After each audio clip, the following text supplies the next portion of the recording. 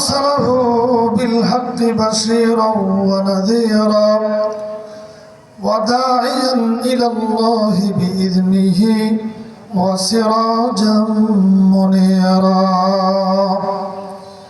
فقد قال الله تعالى في كلامه المجيد وفرقانه الحميد محبت সকলে পড়ি আউযু বিল্লাহি মিনাশ শাইতানির রাজিম বিসমিল্লাহির রাহমানির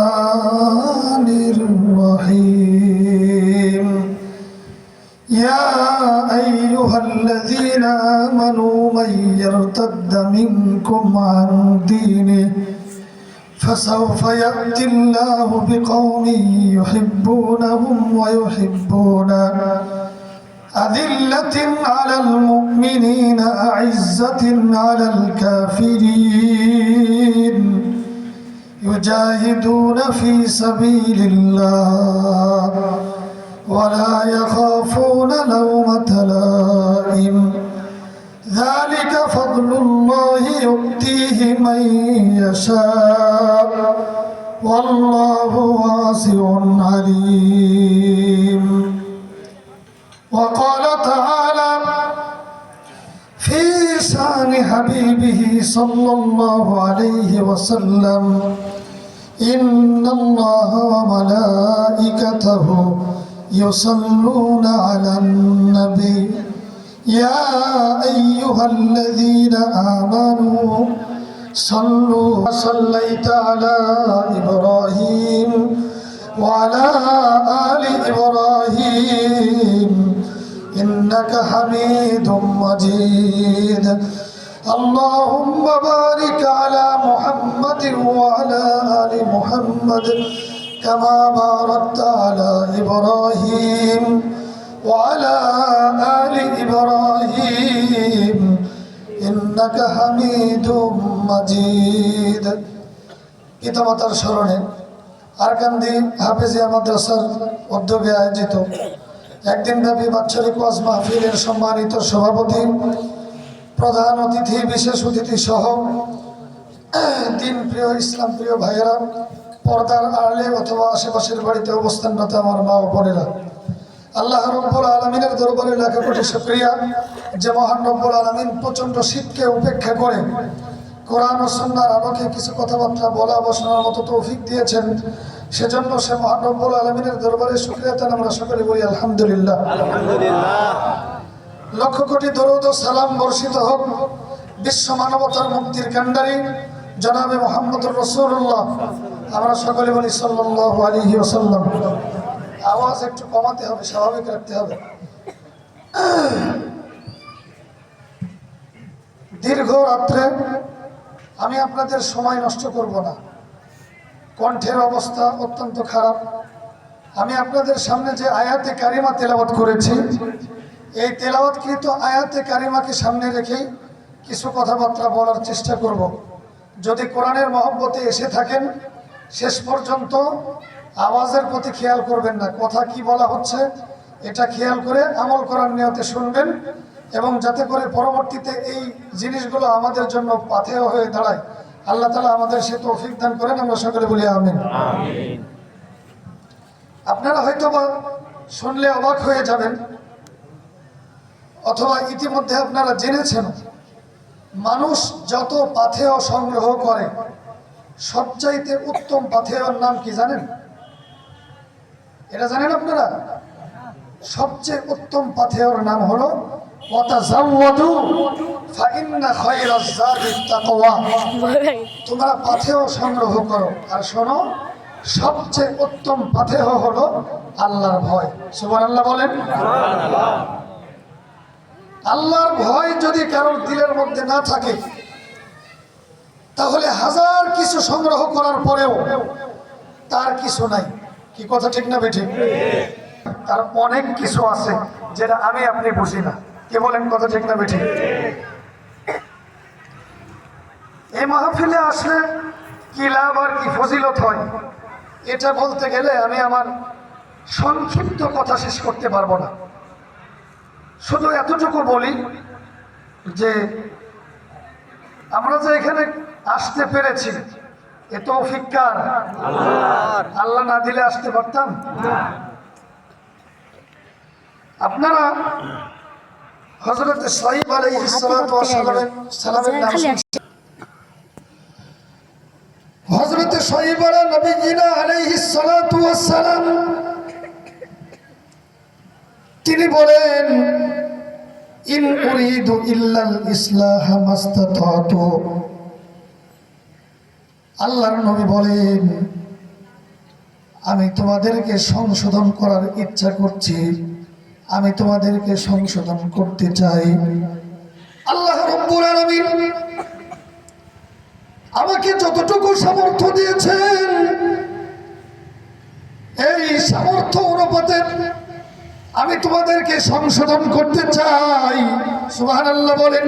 সুবহানাল্লাহ। আমি আমার শক্তির বাইরে যাওয়ার ক্ষমতা রাখি না, কারণ আমি এমনি এমনি চলি না। আল্লাহ আমাকে চালান তাই চলতে পারে। আল্লাহ যেদিন স্টপ করে দেবেন, শত ইচ্ছা থাকলেও চলার ক্ষমতা আমি নবীর নাই। আছে না? আমার ভাইয়েরা,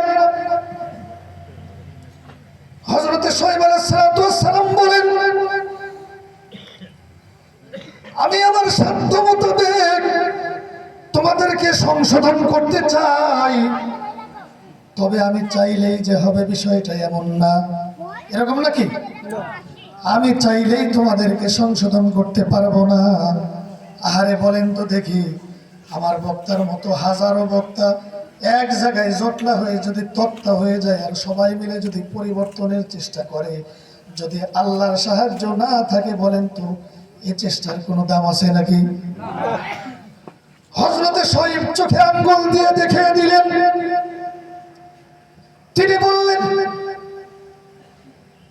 আমি আমার সাধ্য অনুযায়ী তোমাদেরকে সংশোধন করতে চাই, কিন্তু আমা তাওফীকি ইল্লা বিল্লাহ। এক্ষেত্রে আমার কোনো ক্ষমতা নাই, আমার চাওয়ার কোনো দাম নাই। যদি আল্লাহ পাক না চান আমি কোনো কিছুই করতে পারবো না। কাজেই ভালো কাজের তৌফিক দাতা হলেন, জোরে বলেন কে? আমি চাইলেই ভালো কিছু করতে পারবো না। এই এলাকায় তো এত কম মানুষ থাকার কথা না। যতগুলো মানুষ এখানে আমরা উপস্থিত হয়েছি, এর কয়েক ডবল মানুষ এখন বিছানায় আরামের ঘুমে শায়িত আছে। কি বলেন কথা ঠিক না বেঠিক? এই কয়েকজন মানুষকে আল্লাহ তাআলা যে আসার সুযোগ দিয়েছে, নিঃসন্দেহে বুঝতে হবে যে এই তৌফিক এসেছে কেবলমাত্র আল্লাহর পক্ষ থেকে। নাকি নাকি বাধ্য করে পিটিয়ে নিয়ে আসা হয়েছে আপনাদেরকে? না। হযরত শুআয়ব বলেন, ওয়া তাওফীকি ইল্লা বিল্লাহ। হযরত শুআয়ব আলাইহিস সালাতু ওয়াস সালাম বলেন, আমার কাছে কোনো তৌফিক নাই, যত তৌফিক আছে সবগুলো কেবলমাত্র আল্লাহর কাছে। সুতরাং আলাইহি তাওয়াক্কালতু, জীবনের প্রতিটা ক্ষেত্রে আমি শুআয়ব ভরসা করব কেবলমাত্র কার উপরে? জোরে বলেন কার উপরে?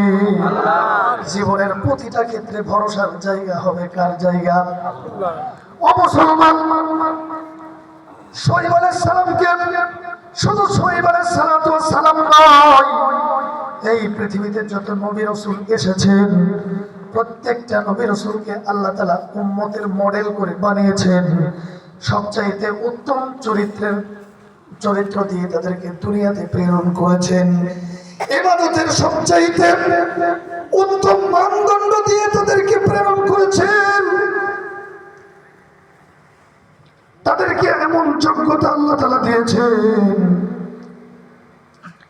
উম্মতের নমুনা হওয়ার জন্য, অনুসরণীয় আর অনুকরণীয় হওয়ার জন্য যত গুণাবলী দরকার আল্লাহ তাআলা পৃথিবীর প্রত্যেকটা নবীকেই এই গুণাবলী দিয়ে পাঠিয়েছেন। সুবহানাল্লাহ বলেন। আর গুণাবলী যার কাছে গিয়ে সারেন্ডার করেছে, সমস্ত নবীদের গুণাবলী যার কাছে গিয়ে সারেন্ডার করেছে তিনি হলেন কে?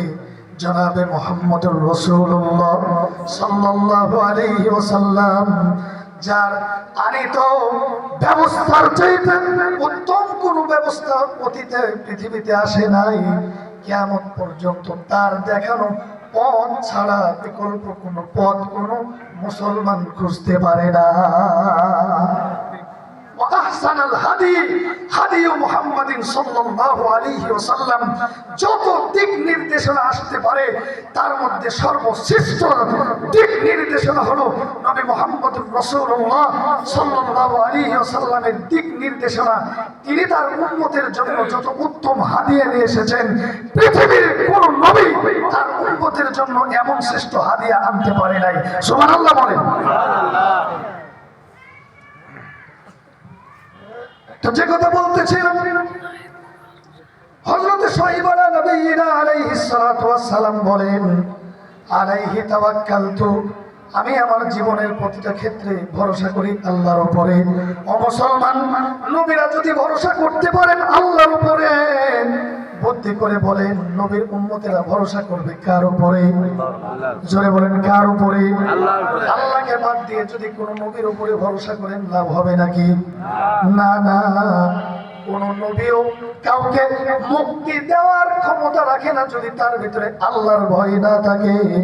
এক নম্বরে হলো আমানতু বিল্লাহ, যে সাতটা বিষয়ের উপরে ঈমান আনতে হয় তার এক নম্বরে হলো আমি ঈমান আনলাম কার উপরে? অতীব জরুরি জিনিস। আমার ভাইয়েরা, শরীফ আলাইহিস সালাম বলেন এটা কিন্তু একটাই, কুল্লু নাফসিন যায়িকাতুল মাউত সুম্মা ইলাইনা তুরজাউন। আল্লাহ রাব্বুল আলামিন বলেন প্রত্যেকটা নফসকে মৃত্যুর স্বাদ গ্রহণ করা লাগবে, আর চূড়ান্ত বিচারে আমি আল্লাহর কাছে তোমাদেরকে ফিরানো হবে। আমরা যখন মানুষ মারা যায় তখন মসজিদের মাইক থেকে একটা ঘোষণা আসে, কি আসে? অমুক মারা গেছে। এরপরে কোন দোয়াটা পড়ে বলেন তো দেখি, বলেন বলেন। ইন্না লিল্লাহি ওয়া ইন্না ইলাইহি রাজিউন। এটার অর্থ কি জানেন আপনারা? আহারে মুসলমান, এক ছাত্রকে জিজ্ঞাসা করা হয়েছে লোকটি মারা গিয়েছে এর আরবি মানে ইংরেজি বলে। তো বলে যে স্যার ইংরেজি বলতে পারবো না, তবে আরবি বলতে পারি। তো বল দেখি, বলে ইন্না লিল্লাহি ওয়া ইন্না ইলাইহি রাজিউন। তার মানে লোকটি কি মারা গেছে। আসলে কি ঘটনা তাই? বলেন। আরেকজনকে জিজ্ঞাসা করছে লোকটি মারা গেছে, এটা ইংরেজিতে বলছে আই এম সরি। কি আই এম সরি? হাসপাতালে ভর্তি করা হয়েছে, কিছুক্ষণ পরে ডাক্তার বেচারা মুখটা মলিন করে চলে আসছে। জিজ্ঞেস করা হয়েছে স্যার আমার যে রোগী অল্প কিছুক্ষণ আগে ভর্তি করা হলো তার অবস্থা কি? ডাক্তার বললেন যে I am sorry. I am sorry মানেই কি লোকটা মারা গেছে তাই? আসলে কিন্তু তা না।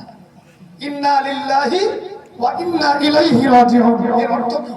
নিশ্চয়ই আমরা আল্লাহর জন্য চূড়ান্ত বিচারে আমরা আল্লাহর কাছেই ফিরে যাব। সুবহানাল্লাহ বলেন। এটা যদি বুঝতাম, পড়ার পাশাপাশি এর অর্থ যদি আমার আপনার ভিতরে যদি থাকতো, তাহলে সন্ধ্যার পরে গোয়ালের গরু নিয়ে মালিকের চিন্তা করার কোনো প্রয়োজন ছিল না। কি কথা ঠিক না বেঠিক? রাস্তায় আমানতের মাল হেফাজত করার জন্য একদল লোক দাঁড়ায় থাকতো না। যদি